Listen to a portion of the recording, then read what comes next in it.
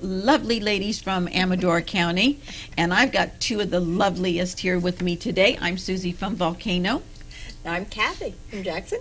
The loveliest. And I'm Martha from my own in Jackson. And we want to wish good luck, and our prayers are going out to Virginia's grandson, Yes. who is going over to Afghanistan. So we're going to be thinking about you, and we are going to say prayers for you and hope for your safe return. That's right. So, ladies, let's get started.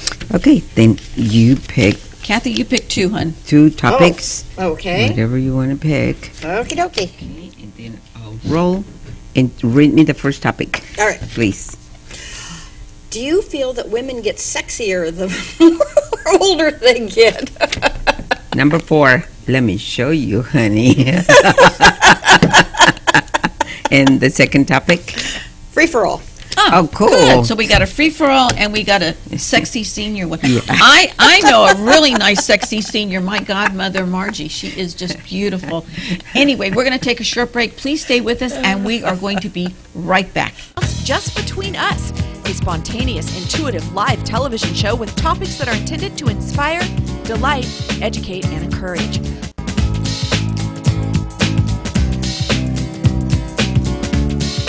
Welcome back to Just Between Us, and Kathy, our first.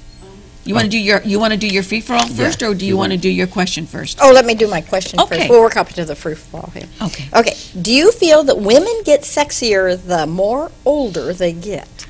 Oh, please. Of course. Of course. Yeah, okay. We've had more time to figure it out, right, Susie? Yeah, sure. When all the elasticity is gone, and you see these kids Wait a running around minute. with No, wait a tank minute. tops. Wait a minute. Don't put us down. No. Oh, no, I'm not putting No. you down. It's a fact. You can run around with tank tops when you're young. You got firm whatever. Me, No. it's like two slinkies. But, it depends on what kind of sexy you're Yeah, talking. exactly. I You know, agree with Martha, it's like, hello. It depends on how you feel, I think. It is. It depends on how you treat yourself and how you make yourself. When you're young and you tell your boyfriend, I'm not wearing any underwear. When you're this age, you say, I don't have on any Depends. It's not a turn on. Depends. Who wears Depends? It's not a turn on. Trust me. People don't get turned on. That's dangerous to go without Depends at this age. It's hard for me to think. Oh, cheer up. It's really hard for me to really believe that we really are not sexy anymore. Well, we are As sexy. I think as senior we- citizens, I think there You know, are senior I don't women want that to are think sexy. that I will ever stop feeling that I could be sexy. Absolutely. Even though, it just depends on how you feel about yourself. I'm not talking about a model sexy. No. But, feeling sexy about yourself, that Don't you think with the years of wisdom, you better cheer up. Do you think the years of wisdom and experience and going through life and the knowledge that you have, that makes you sexy? Oh, absolutely. Powerful women are absolutely. very sexy, just like powerful men. People look at Henry Kissinger and they go, oh my God, he is a very charismatic man, and women are drawn to him because he's got that power and that knowledge. And women, as they age, have the same thing. And I think every senior woman has something pretty about her. It's the self-confidence, Yes. and it's the way that you present yourself, or the way that you exude, life. People are drawn to people who are happy and who have life in them. Right. And that's so when we determine, okay, what is sexy? Yeah. It isn't necessarily how you look. No. It's That's how when you're people young. perceive. Well, I think young people think that sexy is, having a really teeny tiny waist and. No, I like my that's the- rolls. I think it depends on how you've been taught to learn who you are, what you're all about. That's sexy. And how loving you are in life. Sex is an attraction. Mm-hmm. Okay, so how do you, if you exude that you like someone else or are interested in someone else, there's a sexiness about that. Mhm. I mean, if somebody, it comes to me, or what do I say, presents themselves to me as interested, in you as an individual. There you go. When you get older, you get to know the person first. It's not the physical thing. No.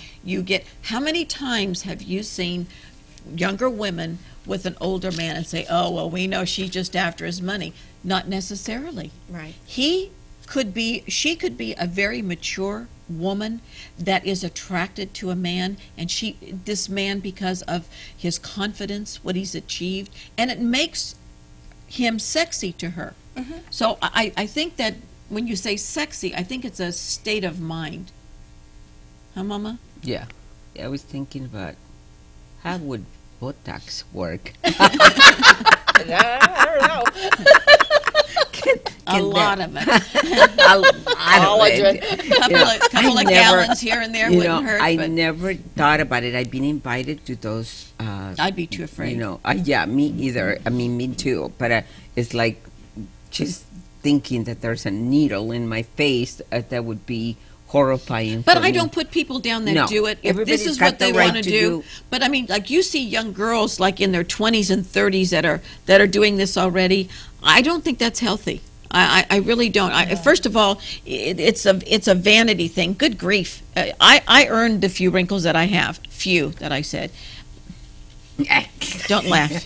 But Not more than you do. No, you don't. But the thing is that I do believe that the older you get, oh sure, there's things that happen, things sag, things bag, the whole big thing. You can't sneeze, laugh, or cough unless you have on your Depends or whatever. But that's a part of aging. But that doesn't mean you're not a sexy person. Absolutely. I think that seniors are very sexy. Now, right. We're going to go to our first free-for-all, my dear, and you're going to take it. Okay. And we had talked a little bit about that, and it actually has to do with religion. Okay. The different religions. We were talking about the two presidential candidates and whether, Mormon, Muslim, Christian, all of that. Not that, and I guess even in that, Mormon being Christian and how the whole dynamics. Or we were also talking about then I had brought up where one day I had attended a morning matins with the Catholic nuns and priests, and we chanted the Psalms in a cathedral, and at noon I was with the two Afghan women who were Muslims, and we did the noon prayers to Father Abraham. And in the evening, I was with, same day, the Jewish, and we did a Sabbat. So How exciting. It was interesting, and they all were honoring their God. Yeah. God. So that's the free-for-all. Go ahead, Susie. And I think the important thing to do when you think about religion is that, and a lot of people forget this, is that you need to respect someone's right. It says in our you have the right to, in our Constitution, your freedom of religion, and I think that you need to learn to respect and to understand that they were raised this way, or this is their religion. I don't understand people that don't believe in something, but I respect that their right to do so, because it's not for me to criticize somebody whether they believe in a God or Muhammad or whatever. That is their personal preference. But I don't like people to take pop shots at. They did it with Kennedy. They were so worried that the Pope would be running the White House. Well, if he did, Kennedy would not be down at that pool every day with different women and doing what he did. I mean, we know that. But the short time that he was in office, he did not bring his religion to the White House, just as others have had. Is it okay at 9/11 when everybody got together and there was not different umbrellas out there with different religions? There was a group of people coming together praying to bless this country and to see us through this crisis. So unfortunately, sometimes with religion, you only turn to religion when it when times are bad or when it benefits you. And you have to remember that if you do believe that it should be a daily thing. Thank you for letting me get up today. God bless you. Thank you for letting me get up today. Thank you for letting me have this meal where so many people don't have what we have. And I think that's important. It sure is. I was raised Christian, in Catholic. My on both sides of my family. So I think I was very blessed by being able to balance, these two religions in my life. And, on the weekdays I'd be Pentecostal, yelling and screaming and praising God out loud. And then on Sundays with my father's family, I would go, to the Catholic Church and be very We're kind of quiet, as very, compared to the Pentecostal. So totally, now it has changed. But when yeah. I was a little girl, and so to me, it taught me to respect whatever religion you learn to be or have, or if you have friends that are either Catholic or Christian or Muslims, or even though I don't understand those religions, to me, it's like this, the way they were raised. Yeah. I can't criticize anybody like I wouldn't want somebody to criticize me for being a Christian. Right. One way or the other. Right. The way it's called having respect and having tolerance for other there's people. some things that I really, really don't like. Like people that say that they don't believe in the Christmas tree. Hello, Yeah. You're in this country. There's certain things, in my opinion, that you come to this country and we have to learn to understand everybody's ways, So, like when you come to this country, you learn English so you can communicate with people. Right. I mean, I might not speak perfect English, but I learned to communicate. And how know. great is it now that when we grew up, all we saw was like the nativity and whatever. Now you're seeing the menorah. You're seeing all these different religions coming into play, and we learn about the symbolism of that. I know that I'll say an ex-relative was like the Church of What's Happening Now is what I call it, because it was like what? But Catholics believe in icons and things. No, we don't believe in icons. The crucifix is there for a visual aid to show Christ died on the cross for us. The saints are visual aids. You don't pray to them because you think that gives you the power or whatever. It's that every church has certain things that we have the Bible, we have the Torah, we have different things that educate us. That's the part that I still, because I haven't had the time to really, educate myself on the Muslims or other religions, because I hear there's like Christian Muslims in There are. And There's in Christian Jews, too. Right. Yeah, and Jews that believed in Jesus. So I think that what we need to do, because we have to wrap this up and pick our next two, is that we have to learn that discuss in a calm manner, educate, but respect what the other person has for their faith, or if they don't have faith, learn to respect that. And I think that we'd be a better society if we did that. Okay, ladies, our next two. Okay, pick two topics. Okay, first topic. Okay, go ahead. First topic, marriage. Okay, number 4. Number 4, it is said that you never know what goes on in another marriage, including the two people in it. Do you believe that's true? Okie dokie. Okay, and the next topic. All right, I got to check this in here. All right, spirit and ghost. Ooh, okay. Okay, number 2. Number 2, do you believe that there are those who connect with others who have passed? Well, we're going to connect with you, and we're just going to pass for about 2 minutes, and we'll be right back. And now back to Just Between Us.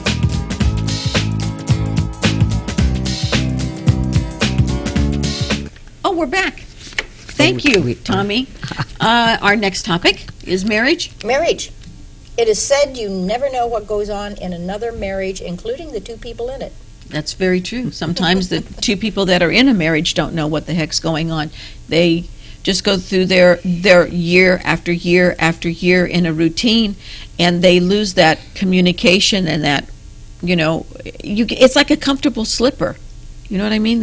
It's like a comfortable pair of slippers. You get on every day and you go, it's going to be cool. To me, what happened was, it was in a pre-arranged marriage. My husband and I, right, my mother and his mother, all along since we were little kids, always told us we were going to get married. So I guess they brainwashed us.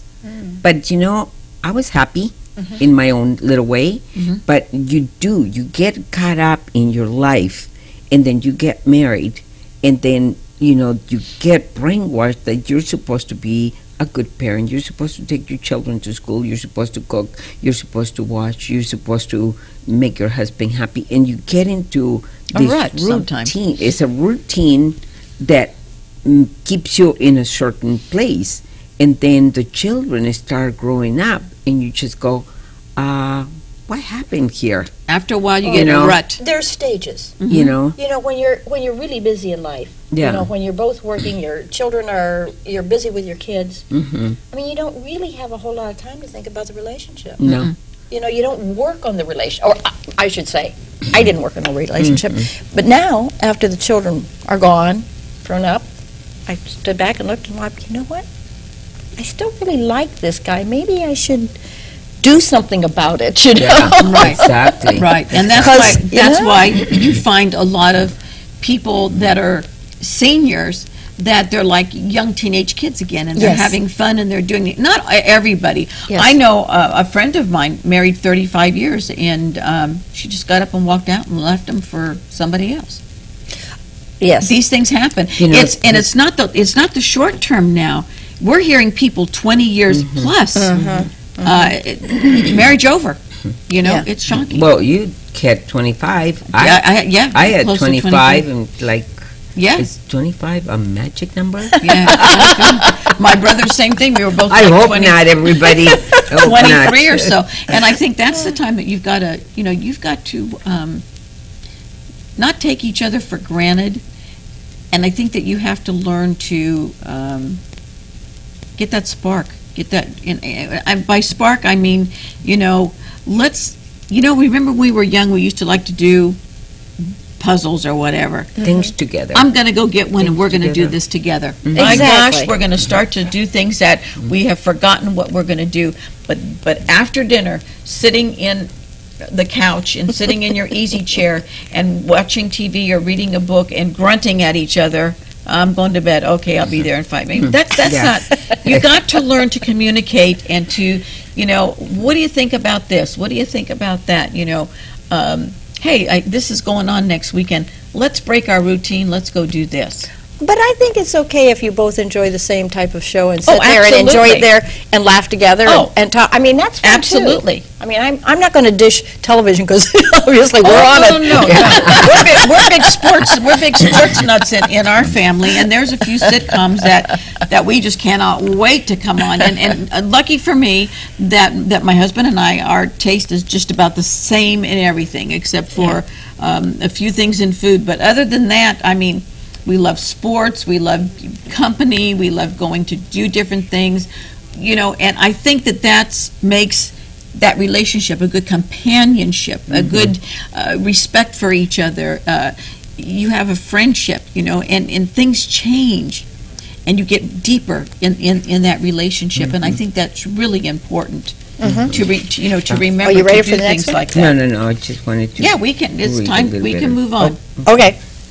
Do you believe that this is a good one. Do you believe that there are those who can connect with others who have passed? Absolutely. Oh my God, every day. There's not a day that I don't think about my grandfather. There's not a day that I don't remember my dad. There's not a day that I don't talk to them or feel them, And I think sometimes if I say anything, people are going to think I'm crazy. No. But that's how I feel, Yeah. Sometimes I feel them standing behind me, or they whisper in my ear, something like if I'm driving really fast. I have said this a million times. Your grandpa. My grandfather saying, better to lose a minute in life than to lose your life in a minute. You think, okay, Grandpa, Yeah. you know, and just little Yeah. things. People that I loved, Yeah. and they They taught never me, leave you, and they taught me things in life. You know, and then they're they won't always leave. there. There's a woman that I've read her books, and I swear by this woman. She's such a graceful, beautiful lady. Her name is Rosemary Altea. And this woman fought this gift. And there's one now on TV, and she's just as cute as a bug ear. Her name is Teresa Caputo. And she's the Long Island medium. And like people say, they're skeptical. She will go and shopping or whatever, and she'll stop, and people come to her. And she goes to them and says, you know, she explains who she is and what she does, and she said, I feel that a strong woman presence, what does the initial so-and-so, because they don't come to you in a human form, they give you signs from what I gather. I think James von Prague said the same thing, and that you, they give you signs to tell that person, and that person says, you wouldn't know that. You wouldn't know that special thing that my mother. Do you wear something of your grandfather's every day? And yeah, I wear his cross. Well, how would somebody know that? So yeah, I do believe that there. I was skeptical before, but I do believe that there's people out there that have that gift. I have to tell you something. I think I have that gift. My kids hear it every day. Yeah. I see the future. If you don't behave, this is what's going to happen to you. Yeah, really. Well, that's You better do this and you better do that. I think it's common sense and it's gut feeling, and it's like trying to prepare your children for the future, because you can see the future. You know, that if somebody doesn't take care of themselves, where they're going to end up if they don't study, if they, you know, sometimes I think it's all together. It all comes together for everybody in different ways. Yeah. You know, you can predict something and you know it's going to happen, because, you know, it's like telling your children they have to study, because otherwise, you know, if they don't study and prepare themselves, they're going to end up. Right. Kathy, you know, do you believe know, people that have this gift where people come to them and connect? Yes, there's gifts of prophecy, and there's all kinds of gifts, you know. That's But scary, huh? It really is It scary. really is scary. It is scary. And I'm thinking, too, that, you know, I feel that we're a spiritual being in a physical body. So there's so much that we intuitively or know, but we don't allow ourselves to go there. Because it is scary. Because It of is fear. very scary. It is scary, and Well, it can be very The scary. unknown is always fearful. It is. And so at what point do we put that fear? Haven't you ever had thought about something and then it happens and you go, whoa? Or have you ever bumped into something and said, wait a minute, I've been there before, that kind of the deja vu? Absolutely. Or somebody will walk in I dreamt that didn't I just do this? I feel like I just did Well, this. Or the thing that happens to me a lot is with my kids. You know, I call them and they go, oh, I was just thinking about calling you, Mom. I've had the time It's like, where I the don't- phone will ring and I know who it is on the other end. I just don't know. Yeah. You have that thing. The craziest thing that happened to me, I had one thing. My cousin just passed away about a year ago from cancer, a long battle of cancer. She was only 60 years old. And I was watching this woman one day talking about people that pass. They will give you signs to let you know they're okay. And I went to see her before she passed away, and it was really funny. From the day of her funeral, for about 6 weeks, every time I turned around, there was a penny. And it was always in like, why would a penny be there? And they said this is something to make you stop and think. And sometimes you run into it like a coin or something that you're always finding. I bet you I found at least 25, 30 pennies in the course of 6 weeks. that were in places that I would, I mean, just even laying on a it's weird, floor. huh? It's Yeah, really weird and to I go, said, and I told John, I says, that's Sandy. That's Sandy. She's telling me that, that Keep that your she, pennies together. yeah, that she save up for a coffin because you're next to it. Maybe that's what she was telling me. I don't know. No, Susie. But no way. heaven forbid. Anyway, we got to move on, ladies. Our last two topics. Okay. The last two topics. One is a free-for-all that Miss Okay. Martha's going to take. Free for all, and all right, go ahead. And what's the first topic? The neighborhood. Number 4. God, I Number keep 4 all number day 4, today. so, yeah. What do you do to be a good neighbor? Wait till you find out about my neighbors. Not just that. Hey, we're going to wait take a till you very, find very out. short break, and we are going to be right back. Just Between Us, a spontaneous, intuitive live television show with topics that are intended to inspire, delight, educate, and encourage.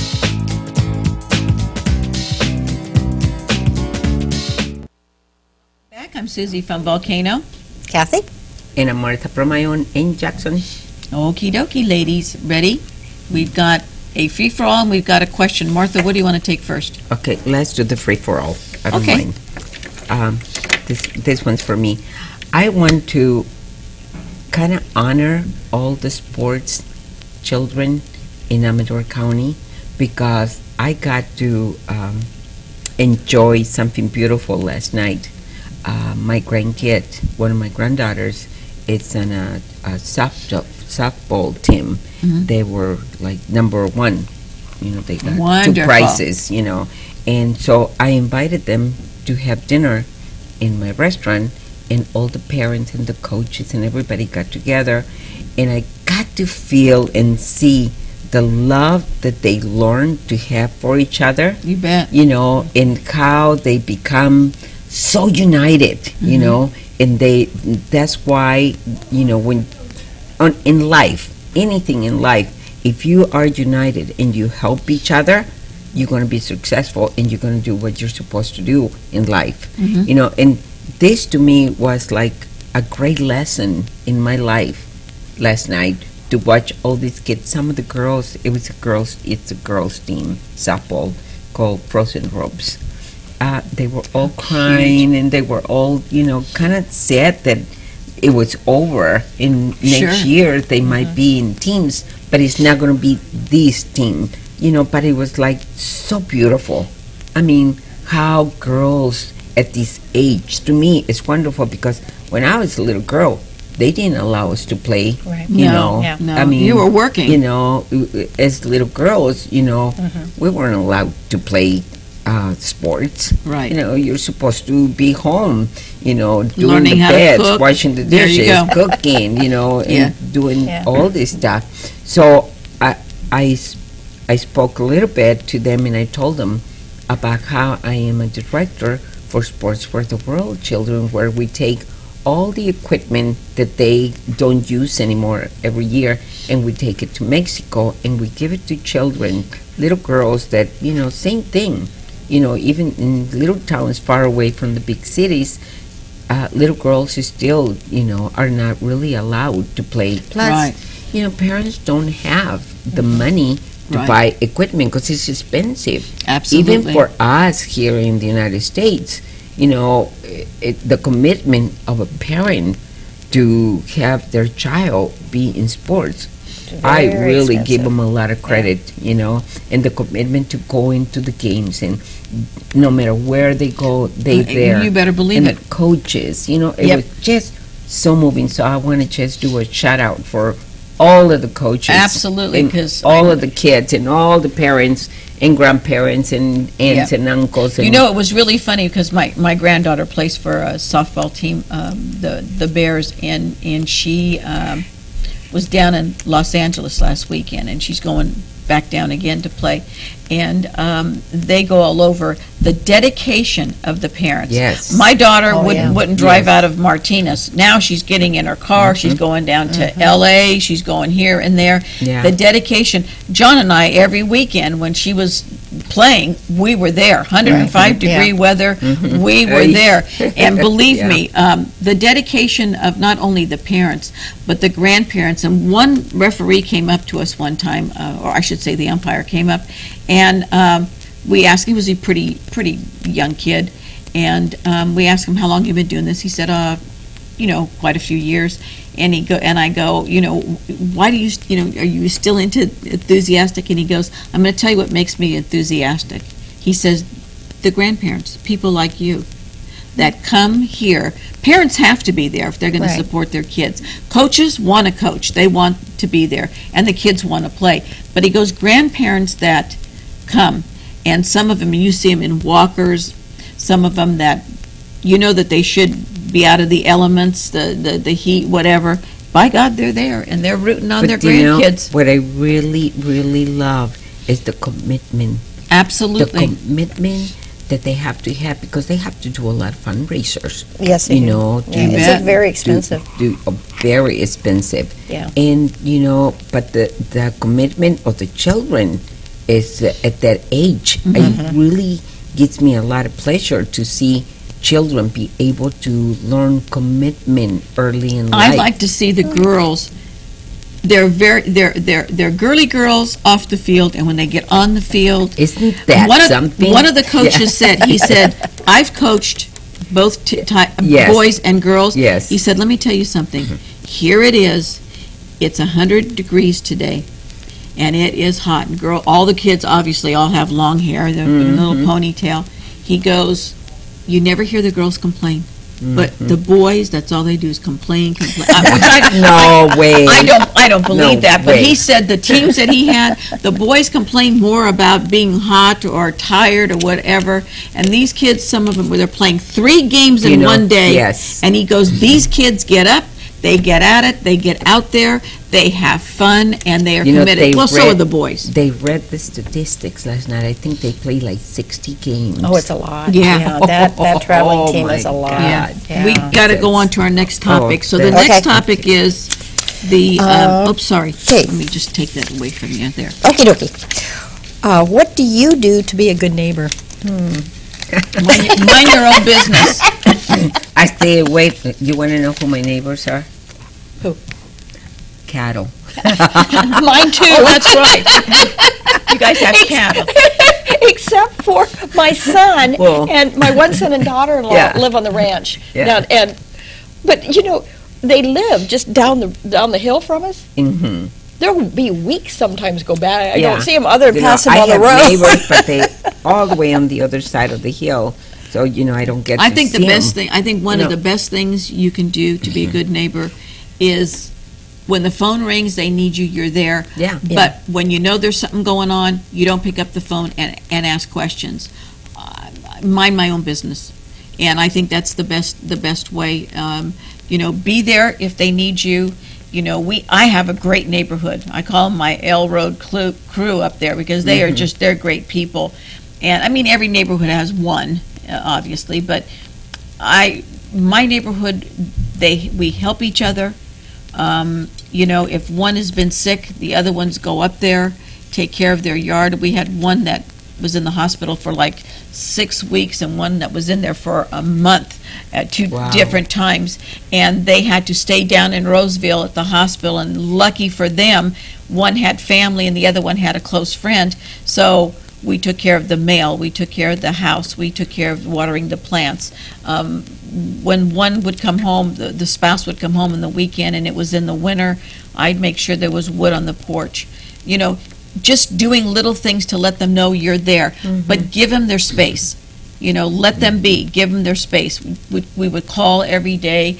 Same thing happened with us when John Phelan broke his leg in 7 places. And you leave up there. Yeah, well, we had to take him down to. wow. Obviously, we went down to the Bay Area because he had to get surgery and treatments and stuff. Right. I was gone for a month. I never worried about a thing. It was in the heart of winter. I called and said, "We're coming home after a month." The driveway was plowed, no snow. Nice. Everything was ready. My one neighbor, Rich, he's like my brother, Rich. I ordered a recliner chair so John could have his foot up, but it was short, so Rich built the box and put it on there. The house, the fireplace was going, everything was done. My other neighbor, Wanda, brought down dinner for 2 nights for me so I wouldn't have to cook. That is being a good neighbor. You know, when we moved to Pennsylvania, I'll never forget, it was 16 below zero the day we moved into our house. And the neighbors who were older came over with hot soup. And our house was cold, you know, because so here we were, cold little children. I'll never forget that kindness of, you know, hot soup, warm rolls. If you need anything, just come on over. And those neighbors there were wonderful. They were really wonderful. But not everybody is a wonderful neighbor. No. Oh, no. The question was how to be a good neighbor. Yes. The other thing is, you know, Martha and I live out in ranches. Well, my neighbor and I are neighbors. We have like 3 neighbors. I consider neighbors. You know, I mean, they're within a quarter mile, half mile away. Right. I remember one day when my neighbor called and said, Kathy, the police are there, the sheriff's there, and they're going up your back road. And I thought, we're up in Twainhart. Yeah. So, you know, I called the sheriff's department, and they said, no, they weren't. So I'm thinking, no, they were. So I investigated, and here there had been an investigation of people who lived across the road. That house is no longer there. And they chased the guy up our road, our back road. But at first they said, no, we weren't. I'm like, yes, you were. I saw smoke one time. It looked like it was coming down from their ranch. And I called her and said, hey, it looks like there's smoke. And so here it was coming from a plant and had just kind of drifted that way. But we will call each other that way. You know what I like about Amador County? It doesn't matter where you live. If something's going on, somebody will let you know. Absolutely. Your neighbors will call you. Yes. Or somebody, or we'll call the neighbors. There was a fire Yeah. By my house one time, well, a few times. But every time that there has been a fire, somebody calls me and lets me know, there's a fire by your home. You Exactly. know, you just go, okay, God, come on down. Yeah, really. Throw some rain. Yeah. But, and that's you know, important to take care, because I live with you guys. I live way up country, so I'm all trees and pine cones. And nowadays with Facebook, you know, you have more neighbors than you can ever imagine. Something's happening and somebody asks a question and somebody will answer. Has that information. And you get the information right away. Right. That's happened to me where, you know, like we're seeing, oh, where's that smoke coming from in blah, blah, blah.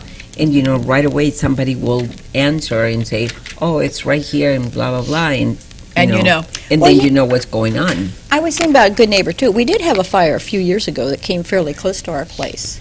And one of the other neighbors, we don't even know, called and said, if you need a place for your horses, bring them over. See? Isn't that wonderful? Yeah. So we loaded the horses up, and we were ready to go. We didn't need to take them, but it was there. Yeah. That's great. We're going to take a short break, come back and hit you up with our hot topic. Please stay with us. Just Between Us, a spontaneous, intuitive live television show with topics that are intended to inspire, delight, educate, and encourage.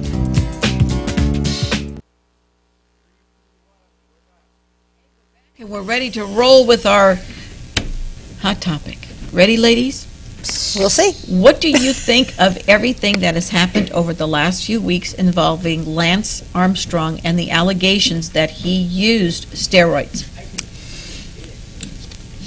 You think he did it?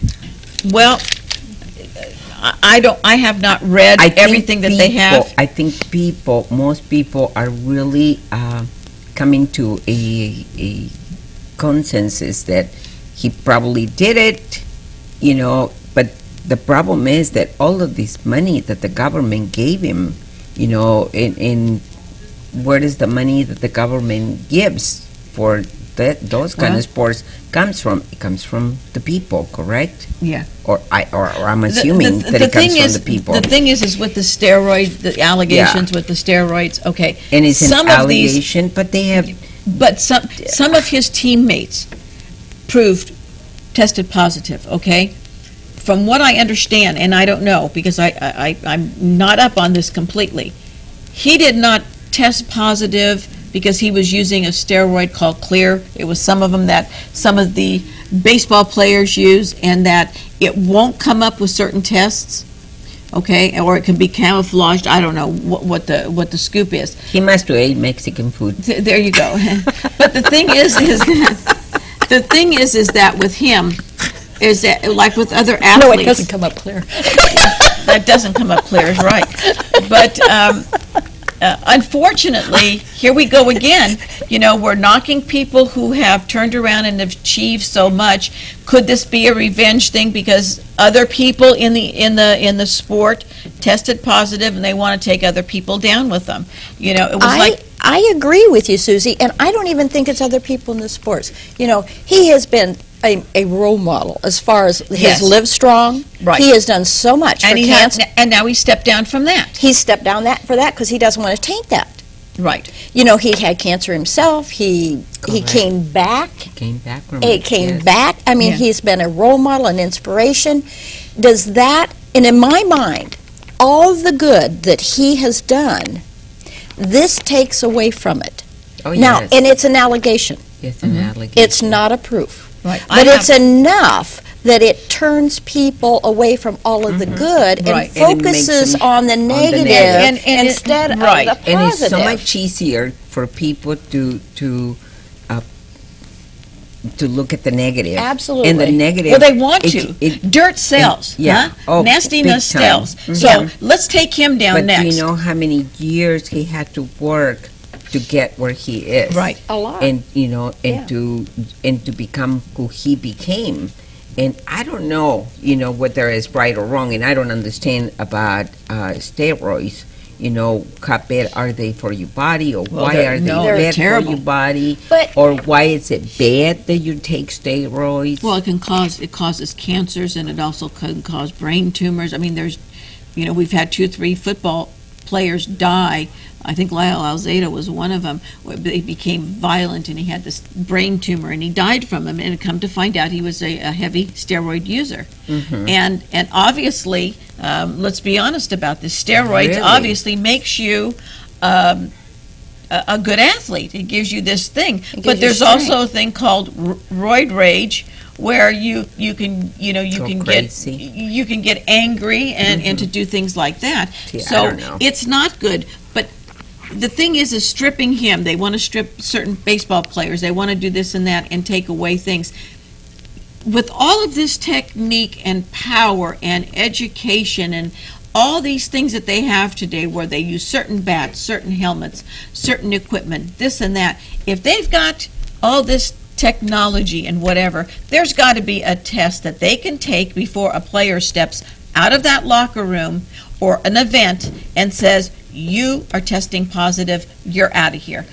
The easiest thing to do, you test once, you get fined, and the second time, you're done. You sit out, the second time, you're done. It's not a good message sending this to kids.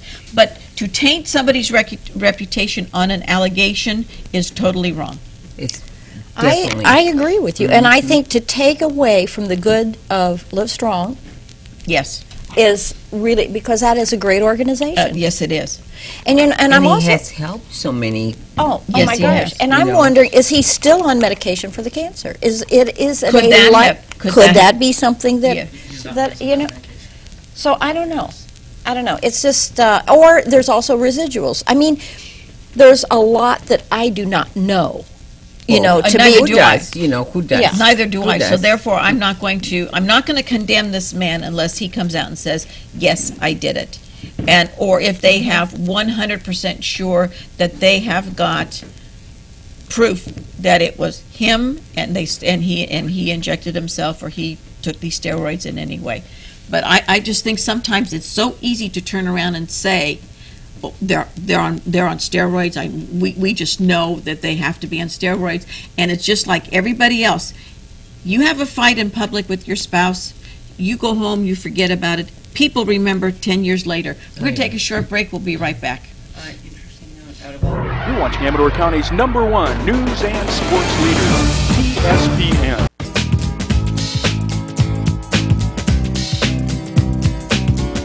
Which is Exactly, a guy So- that they won this with. Oh, we're back. Oh, I'm so sorry. We're still talking about Mr. Armstrong. Hey, if you want to get a hold of us, we're at 223-4877, or we're at 223, if you want to fax us, 223-4866, or you can email us at bookme@tspntv.com. I heard them screaming at us, and it's okay. If you guys could hear all of our, time that we have off, and they go into commercials, and what we talk about is like so heated. So what was your favorite topic today? Sexy seniors? Sexy seniors. Go on, and girl. I'm sexy and I know it. My granddaughter. Forget the words to the song because one of my granddaughters, Adriana, one day she woke up and I'm, choosing the clothes that I'm going to wear, and I have a big mirror in my closet, and I would look in the closet and say, I'm sexy, and I know it. And so she put it on Facebook. Oh, that is so cute. It was so funny. That Like, oh, my God. See, that's my special moment in the mornings, okay? I think that is cute. But, if you don't wake up positive, and just fix whatever it is that is bothering you, just think you're going to fix it. You're going to be better. You're going to be okay. Somehow you're going to make it. I don't know how I think that way. You can't Some always. people tell me that it makes them sick. You can't always Can't be. help it. Get in the same routine all the time. You get up in the morning, you brush your teeth, you take a shower, whatever. Mix it up once in a while. Do something exciting, something different. Dance in the morning. Get up. Yes. Tell your joints, Don't okay, turn time on- to move, time to move. Oh yeah, it's like I To said. the joints. Did you My- enjoy the sexy senior one? Oh, I think sexy is. I think that we've had so much time to learn how to be sexy that if yeah. you're going, The only bad thing is that now moaning and groaning is me trying to get out of bed after. Oh, I wanted to sleep. say something about what's Yes, the name ma'am. of that guy that did the boom, the what is it called? He jumped out of this. Oh yeah. Yes, the skydiver. Holy Oh crow. my God! Wasn't that something? I saw that this morning on TV. And That I was went, wow. amazing. He's got guts. Oh God! how do scary. people do that kind of stuff? I don't know. But my worst thing I ever done is getting lost. In another country. Oh, I've done that. That's pretty scary. That's bad enough. We want to Bye, say everybody. I love goodbye everybody. to everybody. Kisses for everybody. Bless you all, and join us next Friday. We'll be Adios.